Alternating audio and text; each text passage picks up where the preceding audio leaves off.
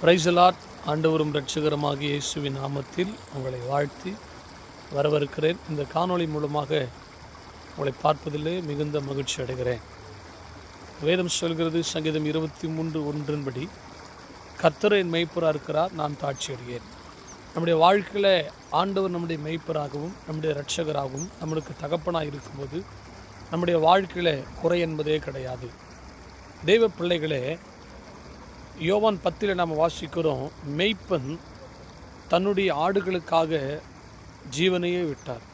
தன் ஆடுகள் மெய்ப்பனுடைய சத்தத்தை கேட்டு நடக்கும்போது அவர்களுக்கு செம்மையான வழிகள் நடத்தி, அவர்களுக்கு ஆபத்து வரும்போது அவர்களை பாதுகாத்து பராமரித்து நேசித்து அவர்களை வழிநடத்துகிற ஒரு நல்ல தகப்பனாக அந்த மெய்ப்பன் இருக்கிறார்.